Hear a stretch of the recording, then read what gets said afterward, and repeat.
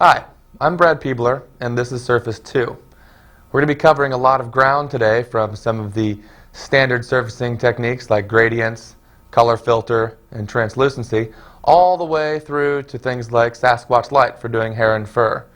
We've got a lot of ground to cover, so let's get started.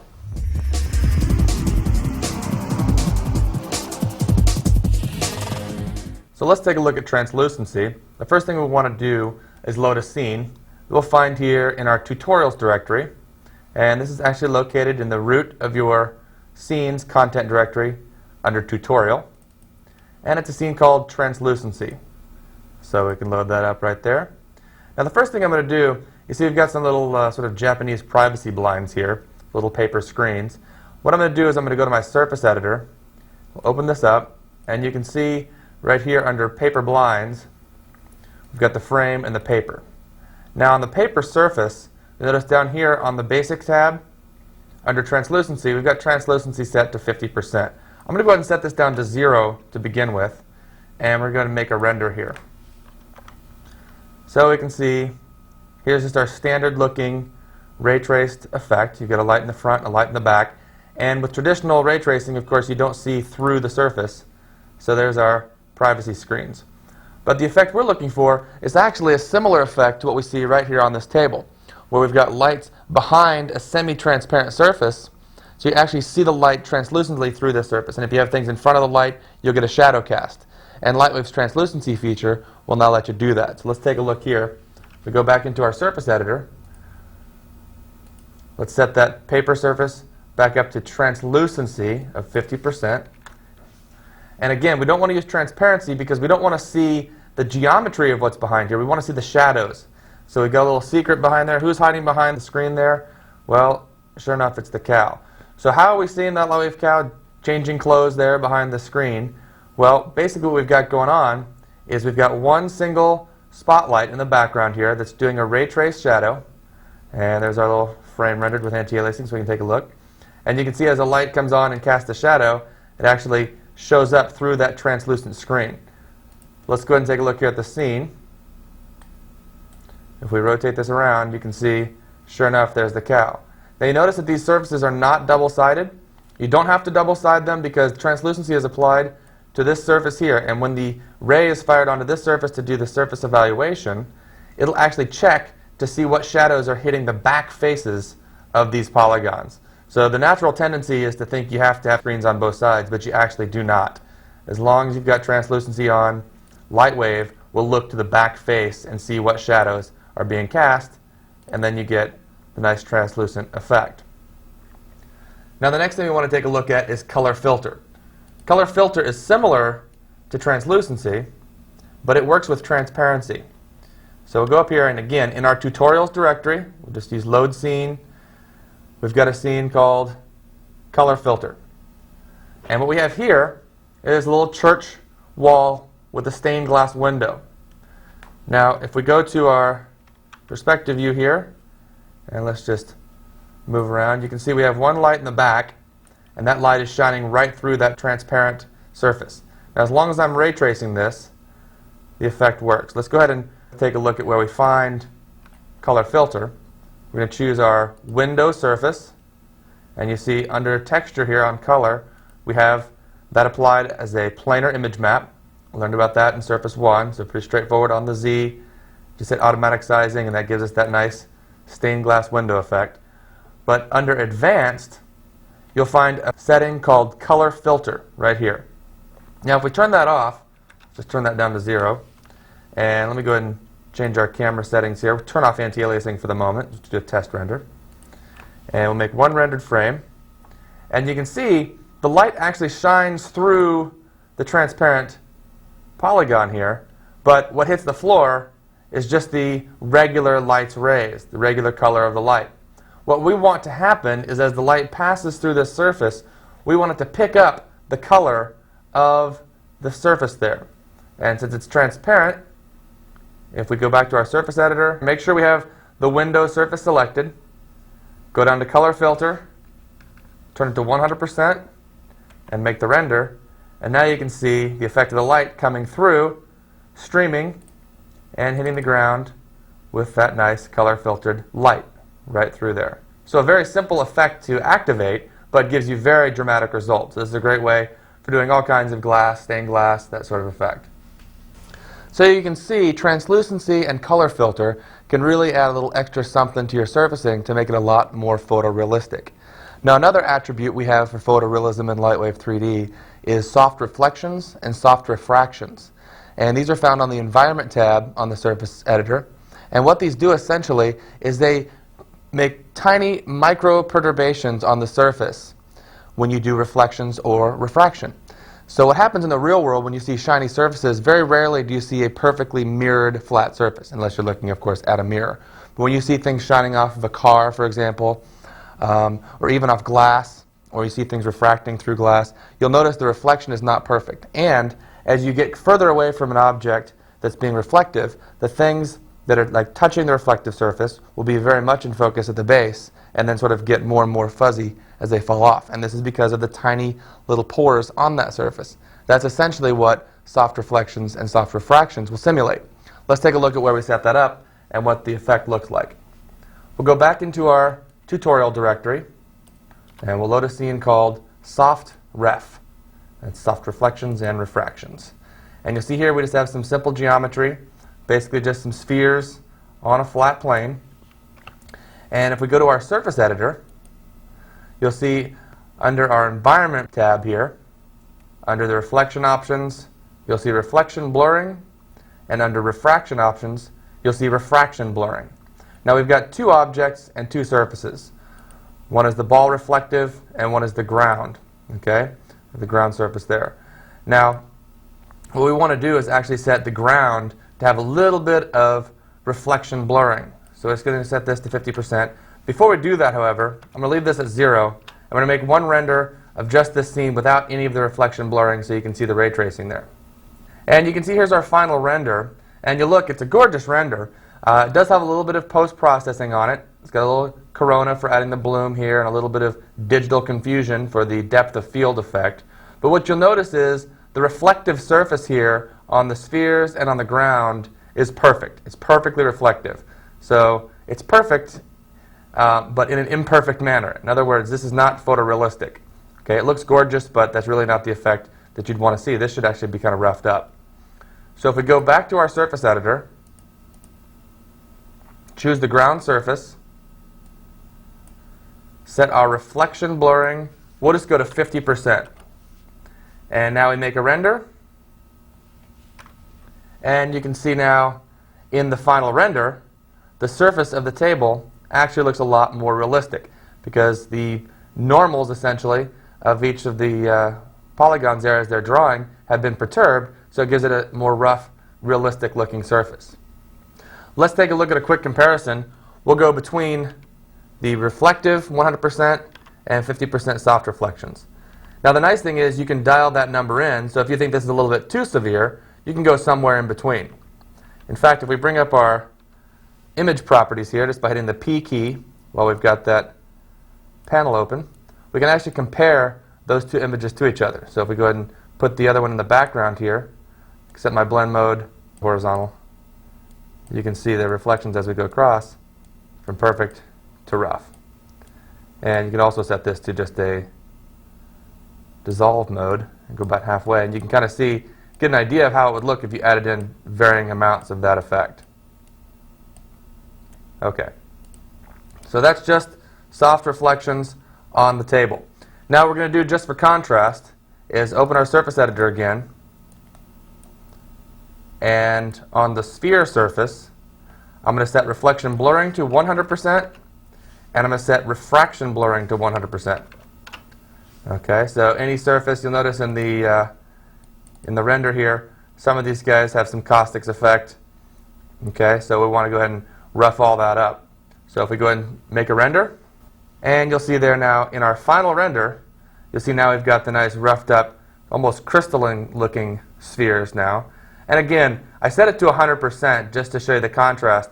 You see you still get the nice caustic effect. This is probably too severe, but it gives you the idea of the extremes you can go from without reflection blurring to reflection blurring at 100%. And again, without reflection blurring at all. And You can work with those settings until you find a nice happy medium. This gives you an idea of how that affects the surface with the reflection blurring.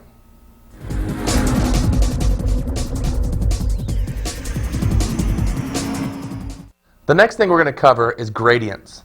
We covered gradients a little bit in Surface 1.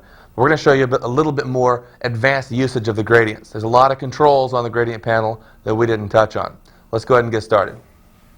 Okay, so let's go ahead and load up another scene here. We'll go into our contextual pop-up here, say load scene, and there's a scene in your tutorials directory again called gradient setup. Choose that, and we've got our happy little urn there. And what I'm going to do now is I'm going to go into my surface editor here, and we'll go to the urn surface, go back to our basic tab, and I'm going to go ahead and activate Viper so we can work on this with the Viper window. And it's going to tell us that the render buffer is not enabled. Do we want to enable it? We'll say yes here, because what's going to happen is when we render, Viper is going to be trapping information about the render so we get some interesting preview capabilities. Viper, the versatile interactive preview renderer, as we covered in Surface 1, will allow us to preview the surfaces very, very quickly. So we'll go ahead and make a quick render here. And we've got a little anti-aliasing on. The nice thing about Viper is it traps all the information it needs on the first pass, so you can just stop it right there, then hit render, and you can see there's our Viper window. We've got the object in Viper, and we're all set. So what we're going to do is come over here to our color surface, and I'm just going to go ahead and add a texture. And what we're going to do is just move Viper over to this side so it's a little easier to see. There we go. And the first thing I'm going to do is add a procedural. Just go here, procedural, and you see it gives us a nice quick update. We'll change the size. Okay, so there we go, our nice urn surface. And maybe we'll make it a little bit darker. So there's our urn surface. Now the next thing I want to do is I want to add some sort of stripes in here. Just make some changes. And this will exhibit how we can use gradients with alpha on the gradient strip. So what I'll do here is I'll say gradient. We're going to add that texture layer. Okay, and you see it goes completely white because, again, the default there is previous layer, and the tab is set to white, the gradient bar. So what I'm going to do is I'm going to change this to Y distance to object. Okay, now since I haven't picked any object at all, it's just going to use the base object of the urn. And right now the default of the gradient strip here, if we look, it goes from 0 to 10 meters. Now obviously this is not a 10 meter tall urn, so I'll go down here to auto size, click on that, and it reads this bounding box height of the urn, and it sets in the appropriate height, so from 0 to about 1/3 of a meter. Okay, so now what I want to do is go ahead and set a couple different colors here. And let's just set at the middle, let's just go ahead and leave it white. Now what I want to have happen is right in the middle I want a white stripe, but I want to see the background surface back here. If I just wanted to see blue, I could set this back to blue like this, and you can see that I get my blue strips. Okay, the problem is what I want to see is actually that background surface. So I just disabled the layer here, right over here in our little tree pane. I disabled that layer so we could see it without the gradient.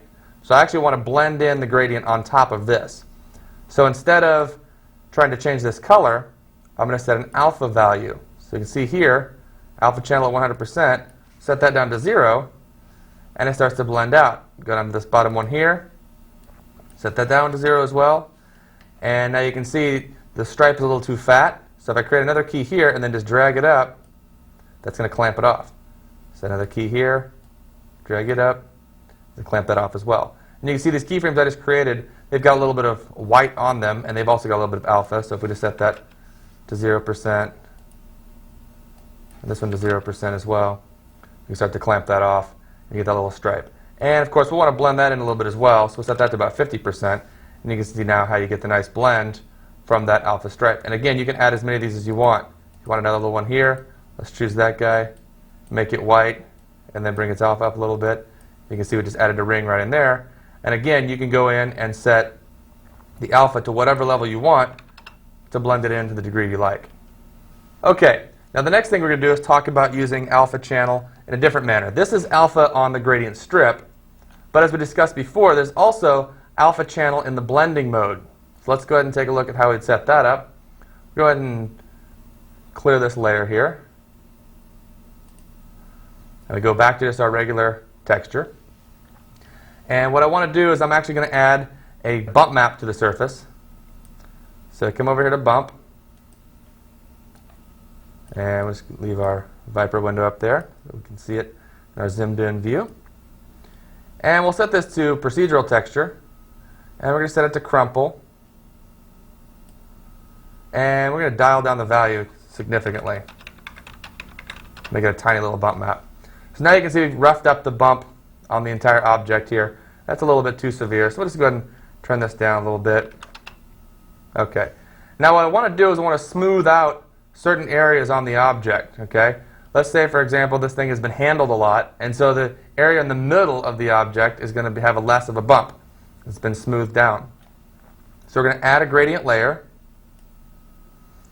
We're going to set it to Y distance to object again. We're going to turn it on to an alpha mode. And we're going to set this value to 0. Now you see when I set that value to 0, it just completely removed the bump map because it's acting as an alpha channel for this layer. So in essence, at this point, it's got no alpha blending, so it clips it right out. Actually, we want to say auto size again to make sure we've got the right size. So we'll leave this here at 0, and now I'm going to change the top and bottom. So we'll set this back up to 100, and we'll set the top level as well at 100. And you can start to see the bump coming back in. And again, if we want to clamp that in a little bit, we just add a key and drag it.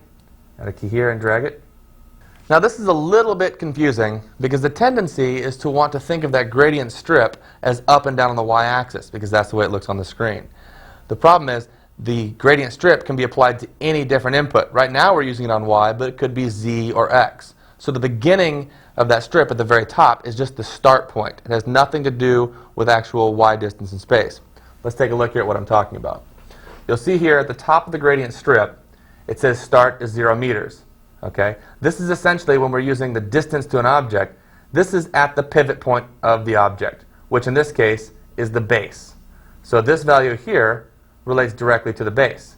Then as we move further from the pivot point, we move down the gradient strip, and eventually we end up 300 millimeters roughly away from the pivot point, which is the top of the object. Okay? So when I change this value here, for example to 0%, you'll see it affects the base because that's close to the pivot point, which is the start point here. Set that back, and now we're fine. Now one interesting thing to note is that we can actually have the input parameter here, when it's set to distance to object, reading a different object altogether. What that means is I can come out here to my items, add, and we'll add a null object.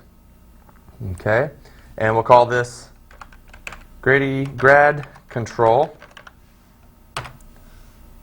Now if we come back in here, I can set my object to read grad control. And what that means is, if we just hit the tab key to hide our panels, if I take this and I move it up, then come back in here and re-render, you see my gradient strip is changed because now the center, which is basically the start point here, is up where I placed that null object, which is right here. So again, if we move this back down here a little bit, come back in and re-render, you'll see the position of this strip is essentially now attached to that gradient control null object. In Surface 1, I mentioned briefly that you can use gradients on transparency to create a Fresnel effect. Let's go ahead and take a look at how we'd actually set that up. Let's come back in here. We'll go ahead and clear out that bump map surface by holding down the Shift key and clicking on T. And let's open our Viper back up. Okay, so that looks good. Now I'm going to go down to my transparency here, go into our texture, and again, slide this over so you can see it a little better there zoomed in. And we'll set this to gradient. And you see immediately it just goes to transparent. Okay, that's because, again, the default here is previous layer, and the default value is 100%. So the entire object goes to 100% transparent. So if you come into the gradient panel and something weird happens, it's generally because your input parameter is defaulting to previous, and the default value is 100%. So what I'm going to do is change this to incidence angle. And the incidence angle is the angle at which the rays or the surface is facing towards the camera. So you see now, your start is 0 and your end is 90. Okay, that's 0 to 90 degrees. You'll notice these are grayed out. That's because you cannot change the minimum maximum incidence angle. It's always going to be 0 to 90 because that's the way reality works. Okay, so we're going to change this value here to, say, 20%. And now you can see as we're face on to the camera, it becomes more opaque. In fact, let's just set that to 0 so we can see it 100% opaque. And this basically gives you sort of transparent edges with a hard face. What we want is the opposite. We want it to go transparent in the middle, and then as you go more edge on, it becomes more opaque. That's the way the Fresnel effect works. So all we have to do is come down here to invert keys, click, and there we go. Now you can see I'm transparent in the middle of the object, and then I'm falling off to opaque around the edges. Now it's a little bit difficult to see the actual transparency here because in Viper, the transparency reveals the background image. It doesn't reveal geometry because it doesn't have any idea what's behind it.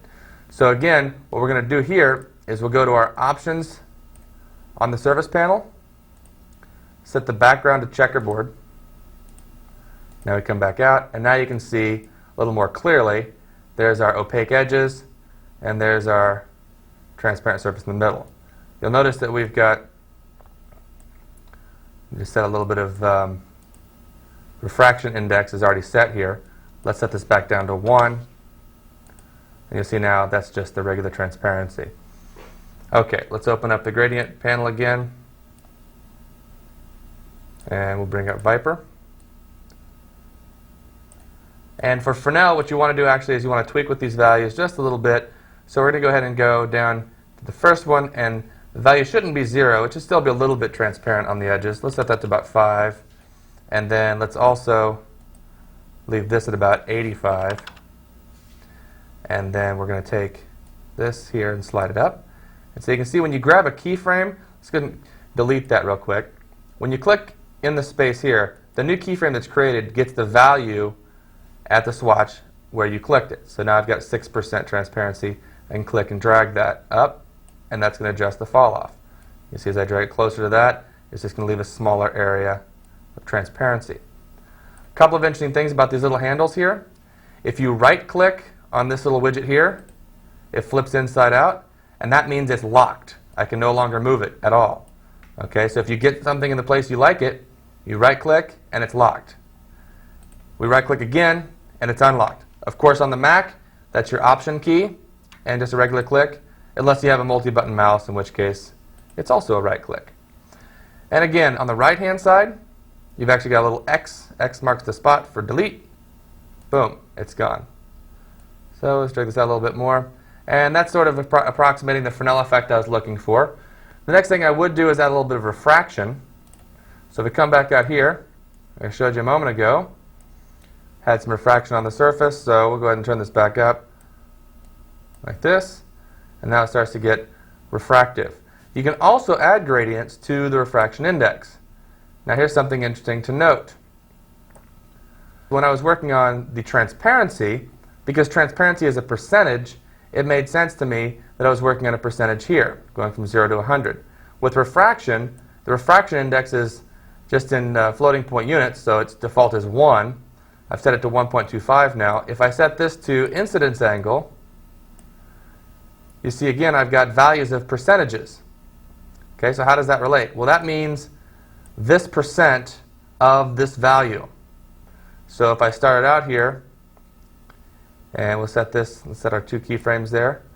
So what I want to do now is crank this up a little bit. So at 100%, it's going to be just 1. Because actually what it's doing is not the value you have set, but the default value, so which is 1.0.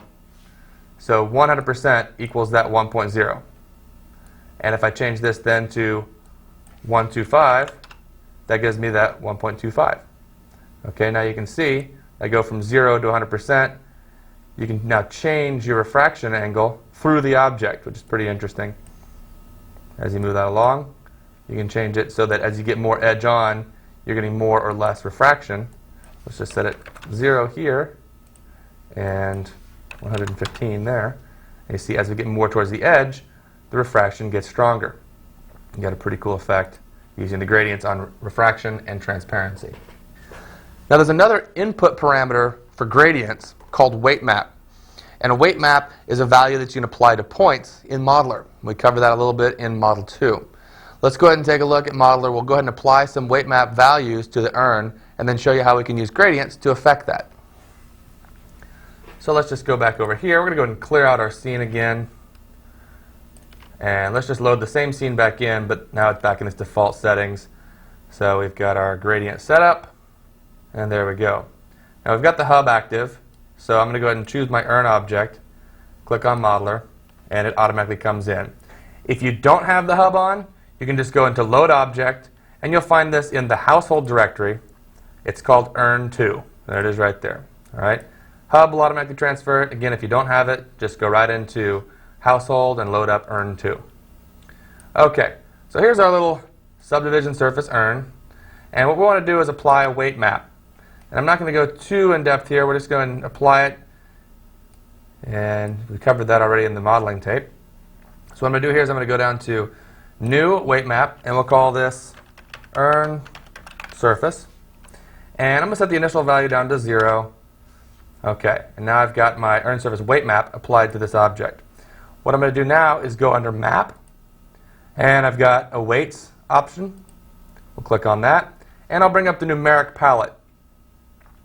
You can see here at the numeric palette, the fall off right now is set to point.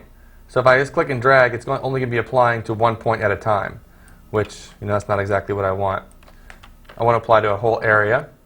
So we'll just go ahead and go to, let's say we want to go radial, and we'll right click and drag out an area, and then left click, we'll apply that weight. So you can see I've just applied a little bit of weight to the object here. Then let's go ahead and change that to linear, and I'm going to right click this way and drag down, and this is going to give me a fall off. So as I add the weight here, it'll add no weight from here on up and then positive weight from here on down. So I click and drag, and you can see there we get the weight map. Okay, so that's plenty of our weight map for now. Interesting little shape. I'm going to go ahead and save this out as Urn 2 weights. Okay, and now when I switch back over, because I have hub active, my object has been replaced with the Urn 2 weights object. If you're working with a hub turned off, again, you can just go over here to Items, Replace, say Replace with Object File, and then you would just pick your Urn 2 weights object, and that would do it. Okay, now if I make a render here, we can see that nothing's really changed on my surface yet. Okay, I've just still got my nice little urn there. The weight map itself actually doesn't affect the surface. You have to apply a gradient to take advantage of that weight map. There's our nice little urn. Let's go to our surface editor and take a look. Here's our urn exterior surface, and we'll go under texture here, and we'll choose gradient, weight map, and under weight map here, I choose the urn surface. Okay. Now, Viper doesn't contain any information about weight maps because weight maps are directly associated with the points on the object, and Viper only knows about the shaded polygons. So you can't use Viper when you're addressing the weight map gradient. You have to actually make test renders. So not too bad. We'll just set our camera down to a low res and turn off anti-aliasing so we can get those renders quickly. So let's just go ahead and go to our camera panel here. And we're going to go ahead and just set anti-aliasing to off, and we'll leave it low res. Right now I'm using an area light to give that nice soft shadow. For our test renders, we don't care about that. So we'll go to our lights panel, and we'll set this to just a distant light would be fine, and it'll render a little faster. Okay, so we'll go ahead and make another test render, and there you can see it takes 1 second to render, not too bad. Again, that's our gradient applied to the weight map, and right now it's just going 100% white all the way throughout.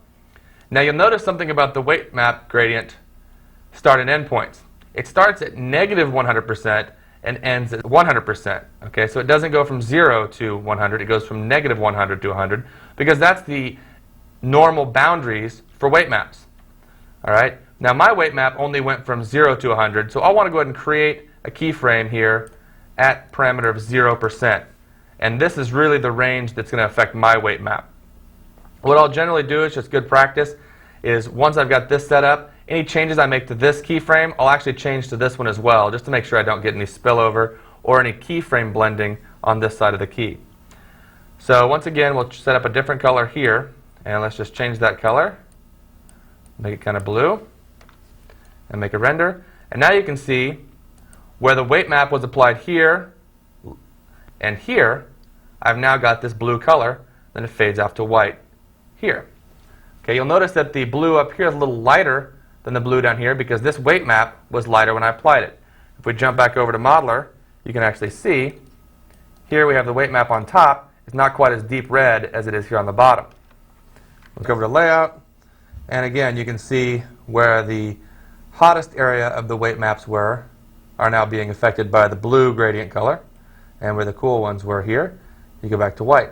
And again, as we learned earlier, we could go ahead and take these values here and set them to have 0 alpha channel. So if we just turn this down as well, and then make a render, you can see it goes back to your base surface in the middle here, and then blends into our gradient with the weight map at the top and the bottom. So you can get some really nice controls there. Let's go ahead and take a look at a practical example.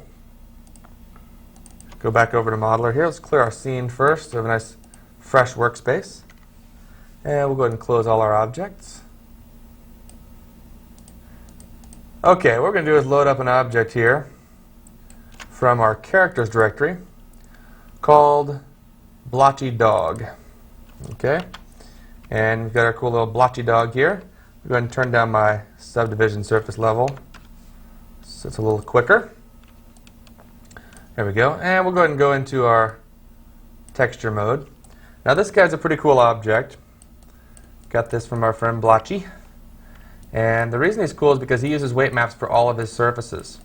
Okay, now what I'm going to show you really quickly is how to apply a weight map just on the nose here, and then we'll show how that gets applied inside of Layout. Here we have our weight shaded mode. We'll go ahead and zoom into that view. If we look at the bottom of the screen here, you'll see the W button. That's for weights, just like we saw with the urn. So I'm going to go down here, tell it to create a new weight map, and we're going to call this nose. And we'll start off with no initial value. That's fine. And what I want to do now is just select the points on the nose. So I can click right here on this little guide, and that gives me that selected. Now I'm going to use my Expand Selected tool, which I can go over here and say Expand, Expand. So now I've got pretty much all the points that are associated with the geometry in the nose. Okay. Now I can do this one of two ways. I can go right over to my Map mode and go into Weights, choose Numeric, and I can just choose 100%, set a fall off of none, and tell it to apply. And now you can see I have 100% weight map on that nose, all those points that represent the nose. Now you see you get a blend to the points in the back here. What I'm going to do actually is I'm going to undo this, okay, and I'm actually going to change my fall off mode to linear. And then I'm going to set this little fall off widget here like this. So again, if we zoom into that, you can see at the base here, that'll be 0% getting added up to 100%. So in fact, I want this to be a little bit further back so that all these points here get 100%. And you can see as I blend that in, now I get a nice looking blended weight map, and it reduces the amount of spillover we get up here by setting that little fall off widget. Okay, so this is a way to use the fall off tools in conjunction with your selection. So if you want to be really precise, you can use the fall off tools to accurately blend certain areas in, but by selecting some points or polygons before you use it, it'll completely exclude anything that's not selected. It gives you an extra layer of accuracy when working with the weight map tool. Okay, so let's go ahead and close this guy out here. And we'll go over to LightWave, Layout, and we'll open up our Blotchy Dog. And let's go into our camera view here, and we'll just move our camera around a little bit, give us a nice perspective on the dog there. He's a very happy mutt. Okay, now I'm going to go to my surface editor. I'm going to show you a couple things here. If we look under the head texture, you'll see he's got several textures already applied. Okay, let's take a look at some of these textures. This should start to look familiar in the technique that he's using to shade the dog. We'll see, for example, the weight map called base, which is associated with the base of the object, has an alpha channel until it gets to 0 and then fades into a nice sort of yellowish white. We go up here, there's the lips. Again, an alpha channel until it gets to 100%, and then you've got this nice reddish color. If we go on through there, there's the tongue, the cheeks, the eyes, the nose. Here's that nose we just set, that weight map, right? So all the points that are not associated with the nose or have very little association to the nose will be alpha channeled right out, and then as it gets up to 100%, those points will shade black. Let's go ahead and take a look at a render of this guy. Again, keep in mind he's not using any texture maps, just gradients and some procedural textures on the bump. And you can see you get a really nice shading effect with great control. This way it gets a nice blend across the nose, you get the change in the coloring on the eyes, again the nice blending on the lips here. It actually looks like he's been 3D painted because the accuracy you're getting of the textures on there is directly related to the points and the weight map that he in fact did paint right onto those objects. Now if we want to take a look at here from the side, let's go ahead and select our camera here and roll around to the side view so we can see the nose, and you'll see where the fall off was on the weight map. You've also got that nice little fall off here in the rendered texture. So instead of having a harsh edge, which you'd normally have by associating just the polygons with the surface, now you can get that to blend across so you get a much better looking final render. You can see there, little blended area, giving the fall off, gives it a pretty nice looking textured object there, again, with just using gradients on the weight maps. So you can see when using gradients with weight maps, it's really important to employ the alpha channel on the gradient strip to make sure you can blend that out to the background surface. Now you can also use alpha layer type, like I showed you on the urn, to blend in and out other texture layers. And on this object, the nose is very bumpy, but then the surface skin has less bump or no bump. Let's take a look at how that's set up on this object. We go into the surface editor again, go to our bump channel, the texture, and you can see he's got multiple textures here. He's got a multi-fractal texture set up here, which is given a nice bump map, and then above that is a weight blend alpha channel. And again, he's using the weight map of lips, and so he's blending that bump out as it gets off the lips. If we go down here to the fractal noise on the next layer, he's got an alpha channel on that. And you can see again, this one's using the nose. So this fractal channel bump map is actually applying to the nose texture and then being blended with this alpha map on the weight channel. And finally, the smoky texture is blending also into the nose to give a multiple layer texture. And again, if we look, you can see the texture difference between this surface and the bumpy nose, as well as how it falls off to the lips, again using the alpha channel, so that the procedural, even though it's all one surface, this head, everything you're seeing here is all one single surface. But each zone is blocked out using weight maps and alpha channels.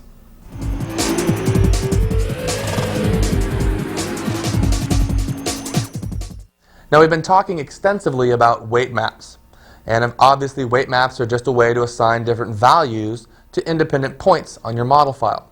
Now in this case we've been using those weight maps to affect the surface data. Now weight maps are essentially just another type of vertex map. There are several types of vertex maps. The next kind of vertex map we're going to talk about is actually UV textures. Again, just another way to store information on a point-by-point basis so we can then apply that to the surface. Let's take a look. First of all, we're just going to load up an object here.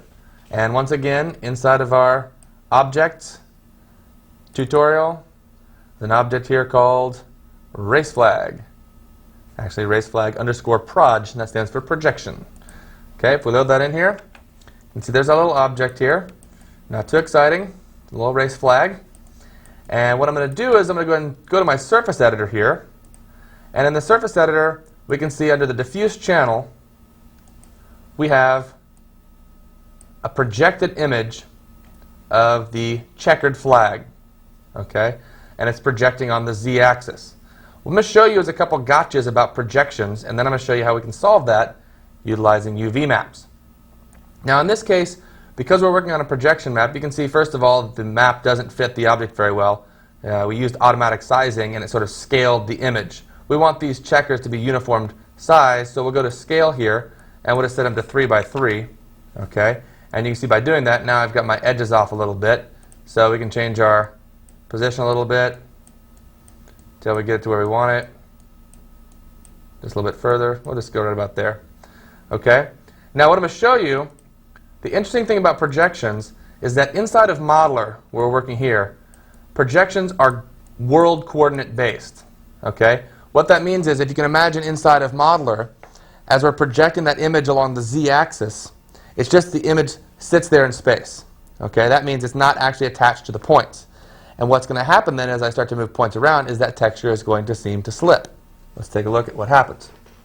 If I go to my Move tool and I grab my object, my geometry, and I start to move it, you can see as I move my object around, the texture just sits there because the texture is in world coordinates. Okay? In fact, when you're working in Modeler, we're actually moving the points here in model space. So if I change that, we're changing the points of the object, and so it makes sense then that the object's texture would slide along. Now the reason that's a little confusing is because when you use projection maps inside of layout, and let's just go ahead and send this object over to layout, but you'll notice when I'm here and I move the object, the texture sticks. Okay, this often confuses people. That's because what's happening inside of LightWave layout is that once we project the image map, LightWave actually calculates UV data. So now the model file knows that the texture is stuck to those coordinates. So if you want to actually do this manually, you can do that in Modeler as well. And there are other reasons to do it on the simple geometry we're going to see in just a second. Let's just jump back over here to Modeler. And if we want to project this, all we'll do is come down here to Texture.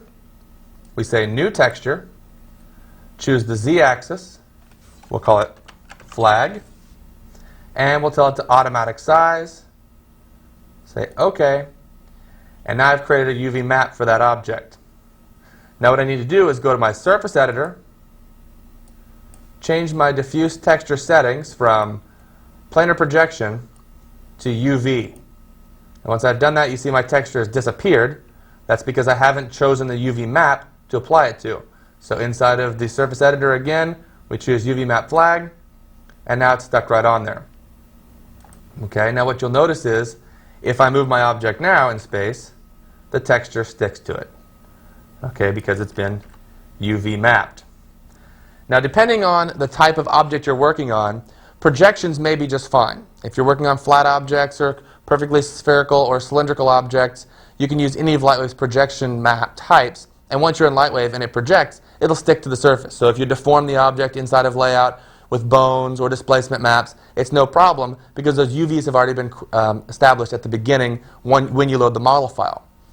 However, if you're going to have an object that has an irregular surface, those projections can become a problem. Let's take a look here. Okay, so here we have our object UV mapped and in our perspective view there. What I'm going to do is I'm going to go ahead and add some geometry. Go ahead and facet that guy up a little bit. And let's go back to our Surface Editor and turn that back into a projection type, planar. Okay, and you can see it doesn't appear that anything has changed, but I'm using a projection map instead of the UV map. Now what I'm going to do is I'm going to go over here to my Object Modify tools, and I'm going to choose Twist. And I'm just going to twist this along here to give the flag kind of an irregular surface. Twist a little bit more like that. And what you'll see, if we rotate around here, is that our planar projection map now looks really bad. It's really starting to distort because keep in mind that it's only projecting along this z-axis. Okay? So when we project that, it gets a screwed up looking map, as we can see here. Now, if I go back to my Surface Editor, go back under Texture here, choose UV and the flag, you'll see now our texture maps perfectly along that contour. Okay, again, that's because we use the UV map, and so the texture knows exactly which points are assigned to which pixels in the image, and it just pulls those along for the ride. If we go down here to our bottom of the screen, we'll change this to UV texture again, and you can see that when I subdivided the model, Modeler also subdivided my UV texture map for me. So you can tell here, even though I deformed the geometry in the other views, the UV map stays intact. And if we take a look at that with the checkerboard in the background, you can see that it's still mapped perfectly to that checkerboard. And again, if we want to change that, if we want to rotate that around or something, you can still do that. And you'll notice it flows through the geometry perfectly as we change that around. So if you're going to be working on objects that have complex contours like this, what you'll want to do is use UV mapping. Now, it's very important to keep in mind before you get too far down the line of modeling your object if you're going to need UVs or not. The reason for that is UVs can be very difficult to deal with if you have to apply them at a late stage in the modeling process. Let's take a look. Because we have to use projections to begin with to start that UV map, let's say we hadn't created this at the very beginning. All right, we haven't surfaced it yet. Now we want to create a UV map for it. So if we go to New UV here, I suppose we'd still want to choose planar on the Z. So we'll call this messed up. We'll say OK. And now you can see my texture of the UVs here, of course, is just doing a straight planar projection. You've got a really strange looking texture. Let's see what that looks like if we use that as our UV map.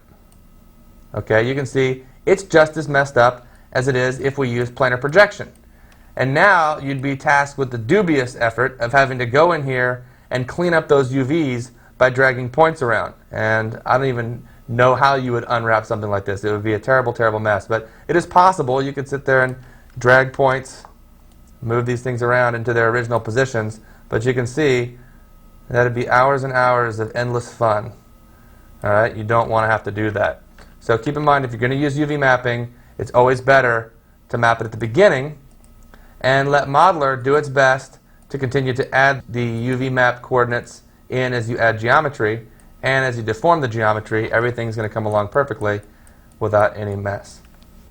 So far, the UV mapping mode we're working in is called continuous UV maps, which means that UV map that we saw in the UV editor window there, all those points are connected to each other. Let me show you an example here of what I'm talking about.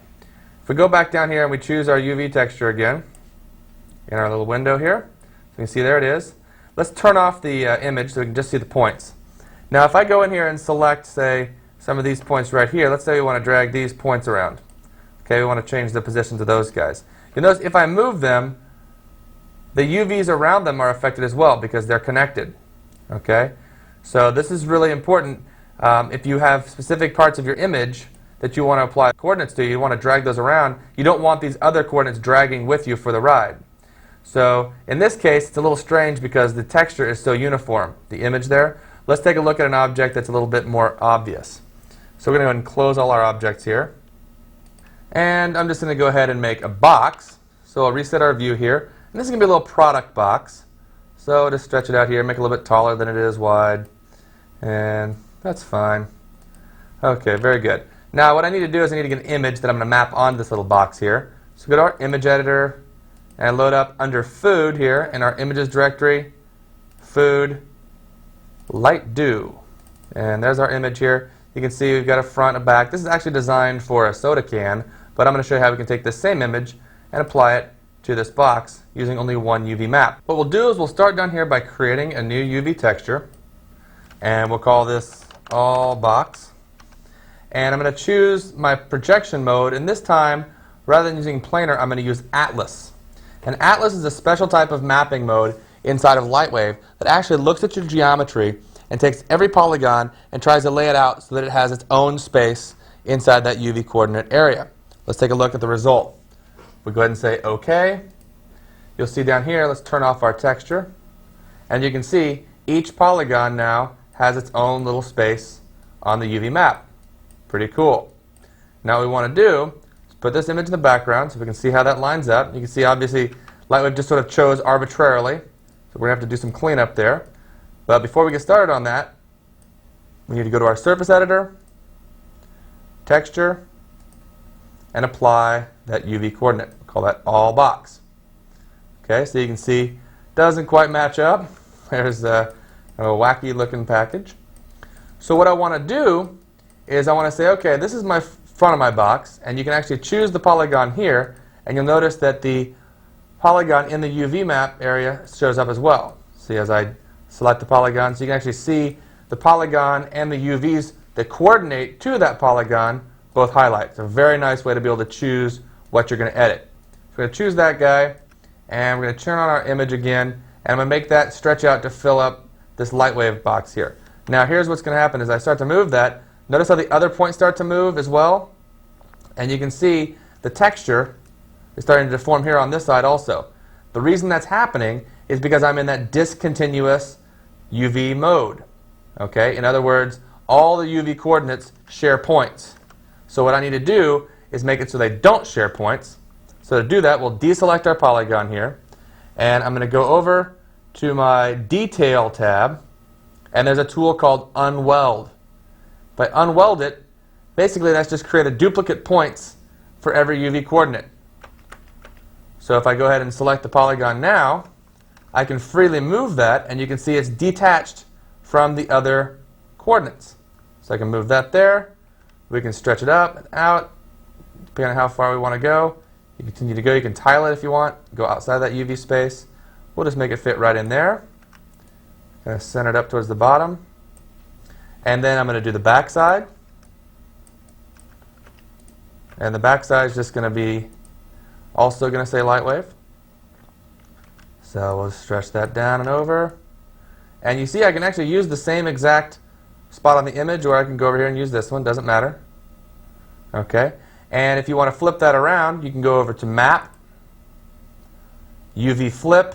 You've got all kinds of cool UV tools down here. So you say UV Flip, and you just kind of flip it around. You can rotate it however you want. I can rotate it, then flip it.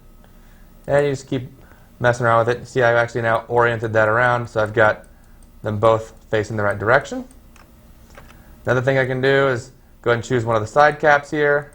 And if I just want this just to be all green, I can actually just stretch it down into a tiny little space. Now it's just using just that little swatch of the texture.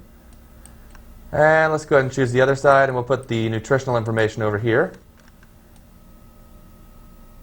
And you can see I can just stretch that up a little bit. Move it over. And maybe actually we want this, this guy here, which is this side. We'll put the UPC over there. So we stretch that out.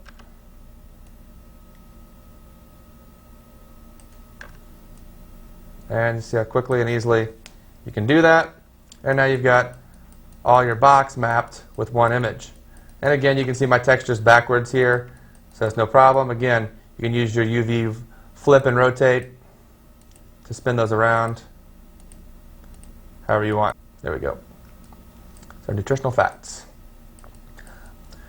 Okay, now once that's done, one important thing to do after you've moved your coordinates around is to remerge your object. Because when I unwelded, I actually also unwelded my geometry. So now you can see that's free floating. We don't want that. So just after you're done editing your discontinuous UVs, you can merge the object. And now your geometry is back together, as you can see here. But we've got our UV maps perfectly intact.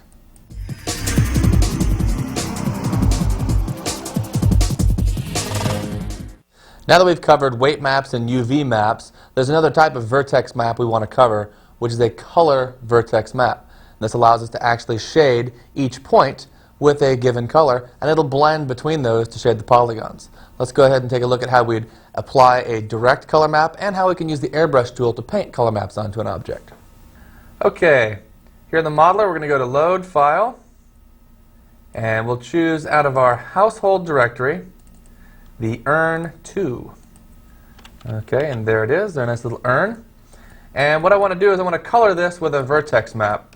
And the way a vertex map works is it's a lot like the weight map, except for instead of just assigning a percentage value, you assign an RGB color to each point. So the first thing I want to do to make this a little bit more obvious, let's just change the base color of our urn to sort of a gray. Okay, there we go. This will make it a lot easier to see the colors as we add them. Okay, now the next thing I want to do is go ahead and go over to our map display here, and we're going to tell it to create a new color map. You can see here, option for new color map. Click on that, and now you see it asks us for the name of the vertex map. So we'll go ahead and call this Urn Paint. And use alpha, we'll leave that on. This allows us to actually have blended alpha channels in the vertex map.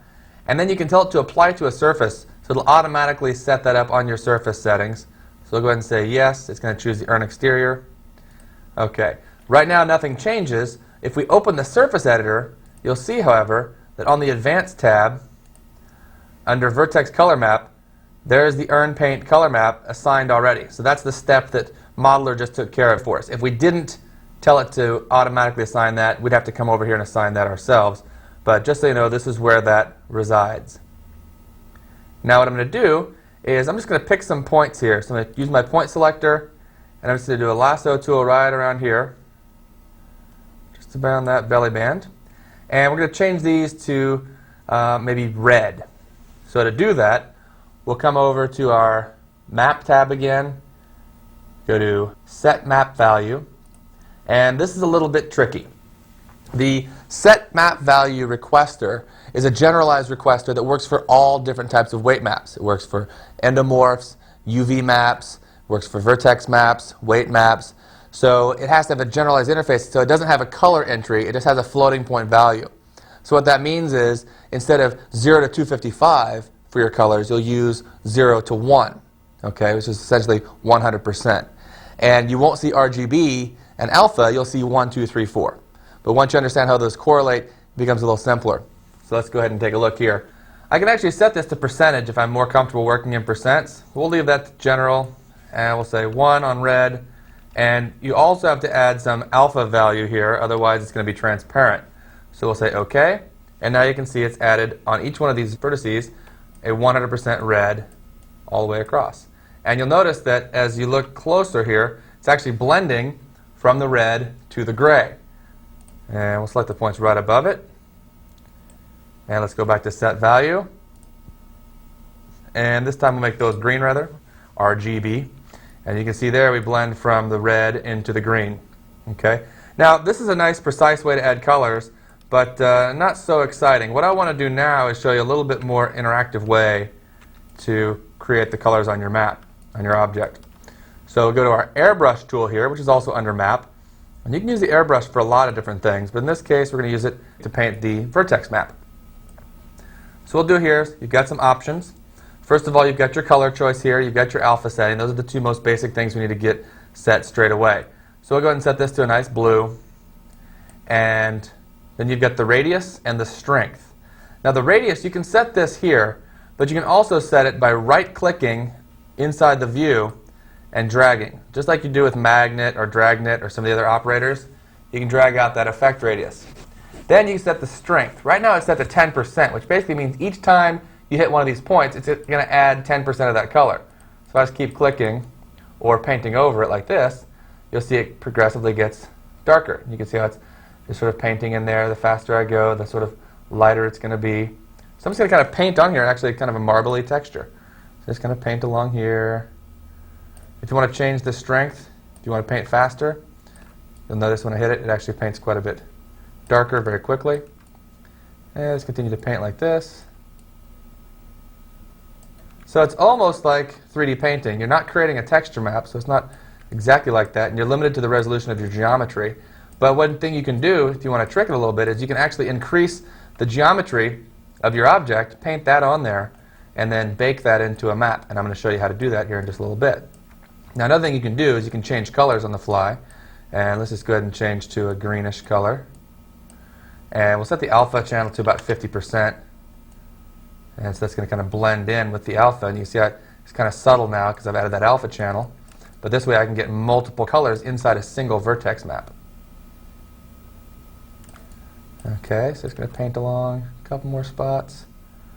And let's just zoom into that a little bit. And you can see there how we've added some nice detail directly in the color vertex map. Okay, now we're going to take the object inside of layout and we're going to apply Shader Baker. And Shader Baker actually reads the object file as it's being rendered and can create a new vertex map with all the color information from that object, or an image map that will be UV mapped onto the object to make it look perfectly like it did when you rendered it. Now the cool thing about that is not only does it take into account procedurals and all other types of surface settings, it also will read in lighting information such as shadows, radiosity, caustics. All right, let's take a look at how we set this up.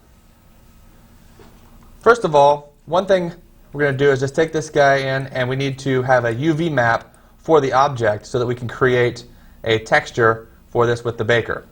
And you'll see why that happens in a minute. Let's go ahead and just turn on a texture here. We'll call this earn UV map, and we'll set it to be cylindrical. We'll leave automatic on, and we'll say OK. And let's just check it, make sure it's kosher. There it is. And we're going to tell it to save the object and send that object over to layout. And again, you can see LightWave is also going to show us that color map. Looks pretty nice. Can rotate around there. Now, I'm going to go ahead and go to my surface editor here. And on the Shaders tab, we'll find Surface Baker. Okay. Now, if we open up Surface Baker, you'll see here we have a whole host of options. Now, the first option here is whether we want the continuous map and to bake to the entire object. The continuous map is perfect for this object because it's going to make a smooth map all the way around. You don't want to use continuous map if you have a situation like a room where you've got hard edges in the corners of the wall, because it's actually going to do surface smoothing across that. So you can kind of think of this as surface smoothing in essence. Bake entire object is pretty irrelevant for this object because there's only one surface. If you had an object that had 10 or 20 surfaces and you wanted to bake the entire thing, you can use this so that you don't have to apply this shader to every single surface. It's a very good time saver. Bake to image or bake to object. This tells you whether you're creating a new image map that would then be UV mapped onto the object, or if you're just going to bake a new vertex map. Now, since this object already has a vertex map in it, we're going to create an image. If we did bake a vertex map, the only real difference from what it looks like right now is that it would also then have the actual shading from LightWave baked into that same map. Okay, now we have some options here. Bake color, bake diffuse, and bake illumination. This basically is going to tell you whether or not you want it to bake in the color information from the surfaces, the diffuse information from the surfaces, the illumination from LightWave. So, as I mentioned before, if we had vertex map set on, it would color this vertex map with the shading from LightWave if we leave illumination on. If I wanted to create an image map that looked exactly like this texture did without the shading, you'd just turn off bake illumination, and then you won't get any of the shading or shadows. It'll just be a perfect color map. Let's go ahead and leave that off for now, and we'll do it twice and see what it looks like in the two different modes. Bake shaders allows Shader Baker to actually read other surface shaders. So if you've got different procedural shaders or any other custom third-party shader, if you activate this, Shader Baker will take that into account as well. Here we have to choose the UV map. So we go down here, we tell it that's the map we want to use. It has to have a UV map because when it creates this image map out of this, it has to have a way to unwrap it. And it's going to use that UV map space to do the unwrap. We're going to go down here and pick an image format. Let's just leave it at the default.als, that's fine. And then we tell it where we want it to go. In this case, we'll just save it right into images at the root, and we'll just leave it as SB_earn exterior. The default naming convention is Surface Baker, the SB underscore, and the name of the surface that you have it applied to. We'll say save, and we'll leave anti-aliasing and shading noise reduction off. You can turn these things on. It takes a little bit longer to render, but it'll just give you a higher quality map. Now if we hit render here, you'll see immediately baking in progress comes up. It tells us that only faces with 3 or 4 vertices can be baked. Other faces will be ignored. That's fine. The only polygon in this object we have that has multiple points is the base. And that's underneath the object anyway, so it's not going to cause us any problem. There it goes. It has done the bake. And you can see, here's the final rendered image. Here's the baked image. So this is the actual image that would be wrapped back onto the object to make it look like it did with the vertex map. We can see that if we go ahead and close this guy here. We'll go to the Advanced tab, turn off the color map. Okay, so there it is. Go to Basic, Texture Color. We're going to choose UV map, choose the map type, and we'll need to load that image in. There it is. Okay, and now you can see inside of LightWave we actually have a texture map that maps back on the object that should look almost identical to the look of it when we had the actual vertex map assigned. Again, if we just remove that and go back and reactivate our map, you can see there it is. Okay, Now the next thing I wanted to show you was how we can build in the illumination from LightWave. If I change this to bake illumination and we say render, again it'll tell us we can't use more than 4 points, no big deal. And as a render, and boom, there we go. So we come back up here, and you can see now areas where there was shadows inside of LightWave have gotten darker. So that's pretty cool, a way that you can bake in the shading directly into the image map. And again, if we go back over here, turn off the earn vertex map, and just apply this, same way we did before. This time you can see it actually has the shadowing built into the surface. That's pretty cool. Okay, now we're going to show you how to burn in vertex maps, and to do that we're going to use a different object here. We're going to go to load object, and I'm going to choose the blotchy dog. And again, remember this is the guy, we look in his surfaces, he's got all these textures with those cool weight maps. So this is a pretty nice looking object with all those weight maps, but pretty complex. What I'm going to do is bake that all down into one single vertex map. So we go to shaders, surface baker, activate it, tell it to burn into the object instead of the image. I'm going to turn off illumination, and we'll just leave it as SB head. Hit render, and you can see the processing is very fast for burning in a vertex map. And that's the final render. Now what we need to do is let's take a look at how this guy looks. So first of all, we'll turn off these texture maps for color, diffuse, specularity, glossiness, and bump. We don't need all those. Go back to advanced here, choose the color map, and now you can see, we zoom in here, with that one single vertex map, he looks pretty darn close to what he did in the final render. Now again, in this case, we didn't bake in the shading, so if I just rotate that around, you can see he's perfectly smooth shaded all the way across. If I had left bake illumination on, even when I rotate this light, you'd have a dark shadow over here burnt into the vertex map. Since we didn't, now LightWave can do the shading, so now we can use this object without actually having to have all that complex weight mapping on it, and we still have a nice looking result. So baking images or vertex maps from your textures is a really good thing to do, especially if you're trying to create a real-time game or web content, that sort of thing. It's also good for just general management of your surfaces. If you've got your object to the point where you really like it and you can bake all that information down into a single image map, you can actually save quite a bit of time in rendering. Now, baking illumination into a scene is actually a really good way to save rendering time because, for example, if you have a radiosity rendered room, you can bake that scene one time and then you get the look and feel of a radiosity render, but just with rendering texture maps and a regular ray trace speed. So it'll be very fast, but the end result is it looks completely photorealistic. Again, keep in mind though, if you do something like we did with the vertex map baking and you want to turn off those textures, make sure you save the object as a different name. Otherwise, you lose the ability to go back and make changes on the original texture maps.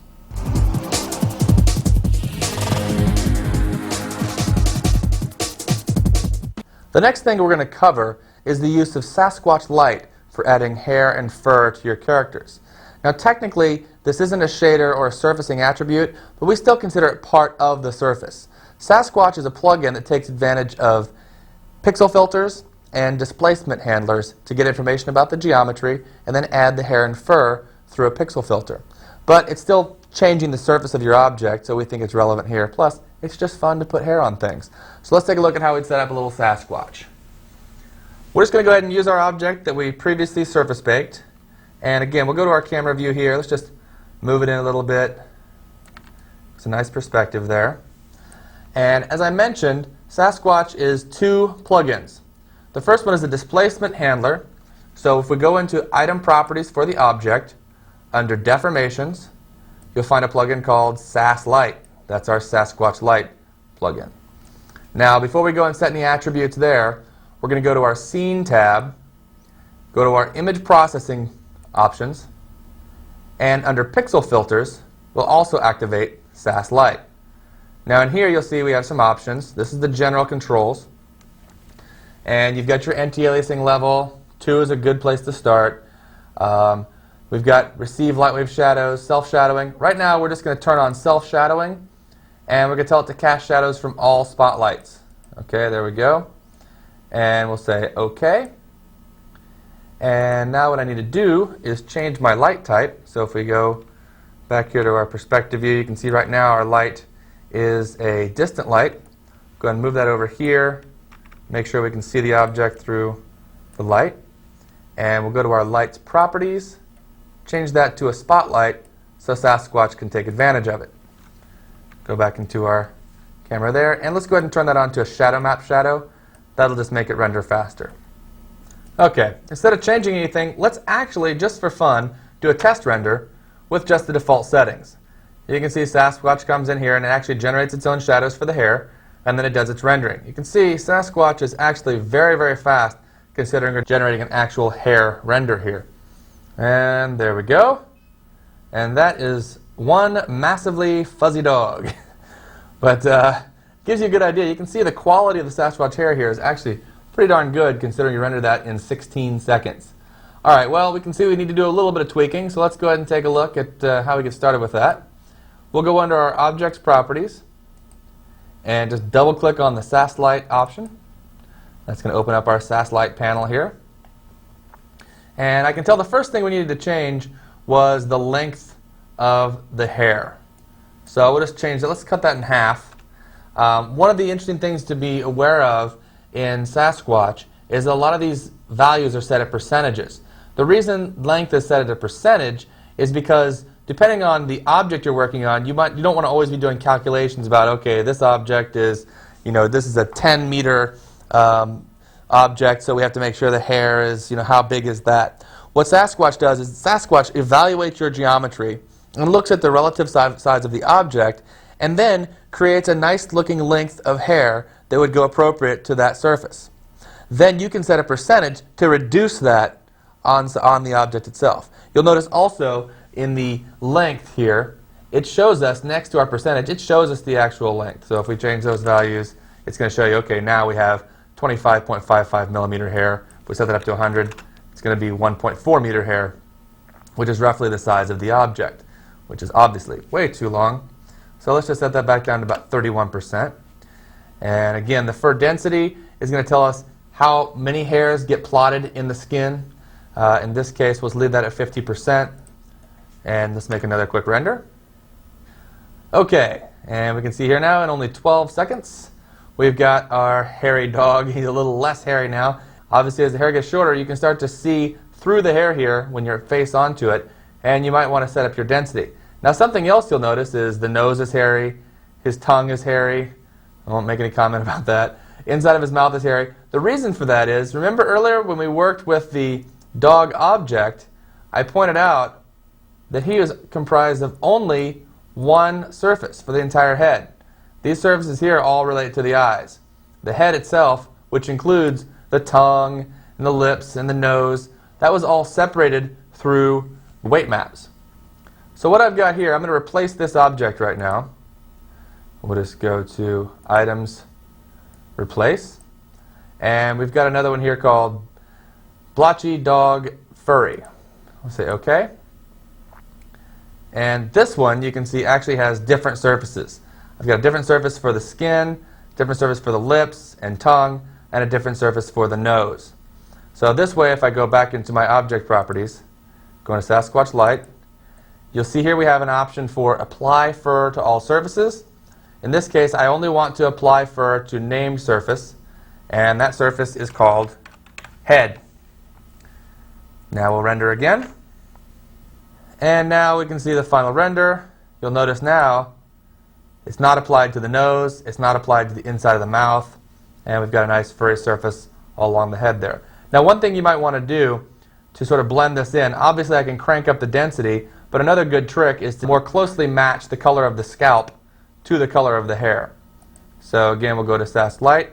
Here's a good tip for you. The F5 key on your keyboard will open up the previously loaded plugin.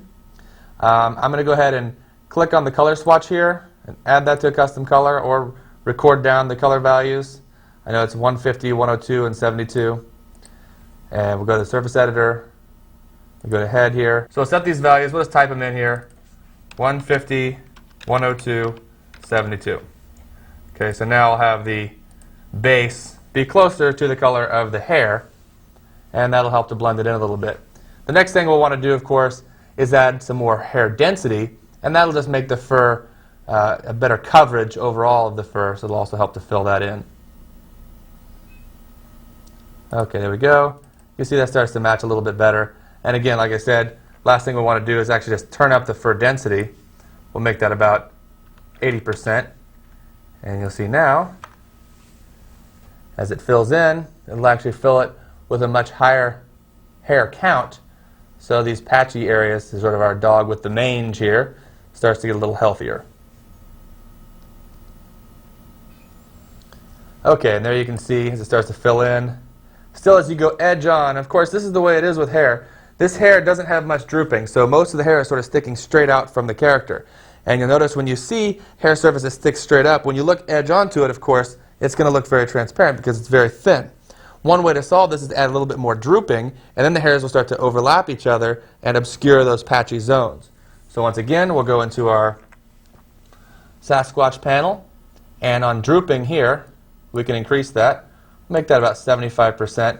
And let's go ahead and make the hair just slightly longer as well. Get about 35%. Okay, so here you can see with a little bit longer hair and the drooping effect, it starts to cover those areas up. You see the hair starting to hang out over here.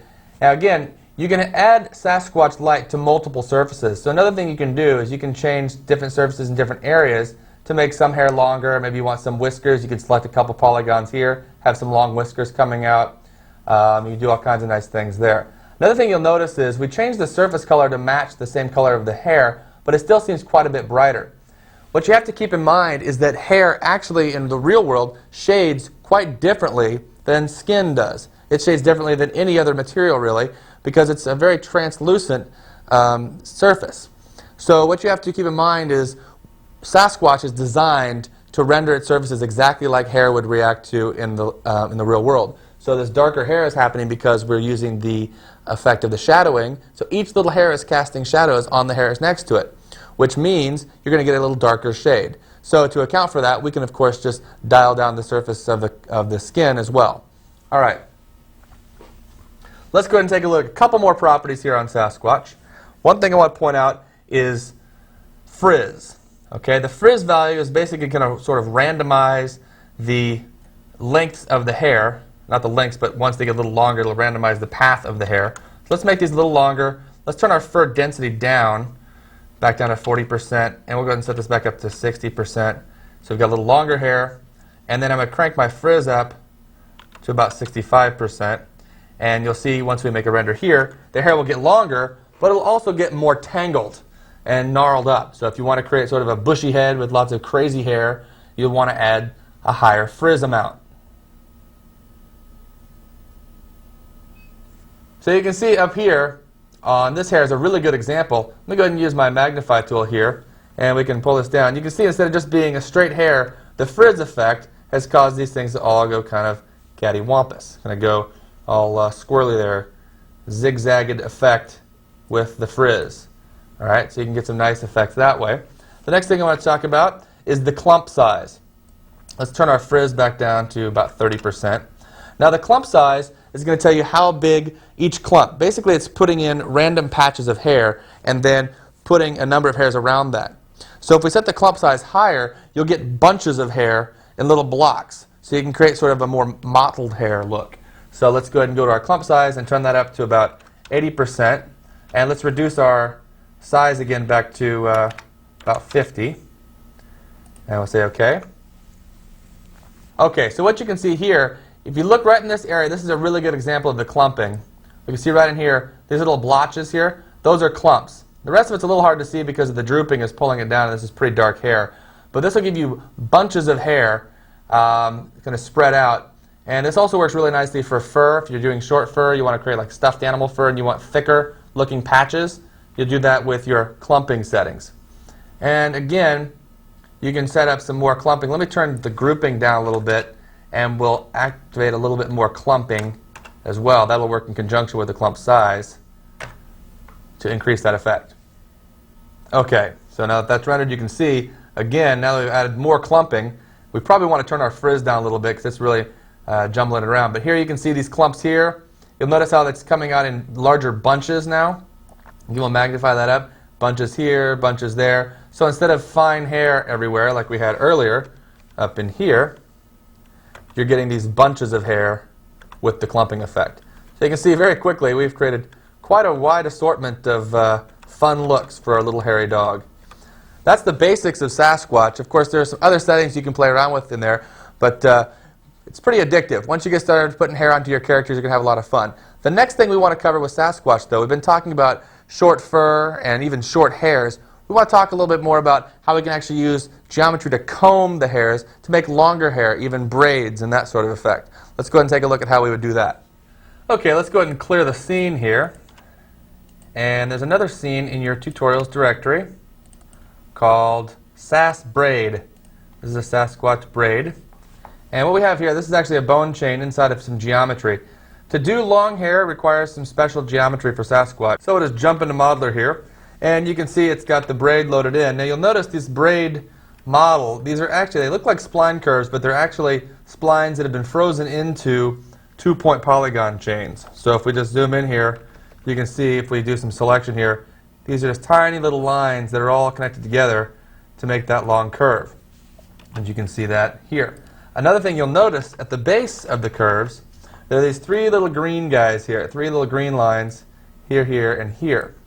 If we go to the surface editor, you'll see these are named base. This is the base surface that tells Sasquatch which direction to draw the hair. Now what that means is, at the base polygons, it's going to start drawing the hair as if that's where it's plugged into the head, so that on the end of the chain, it can actually taper that off, because on the end of hairs, it actually gets finer towards the end. So it allows Sasquatch to start off the beginning with nice, fat, coarse hair, and then work its way down to be thinner towards the end automatically.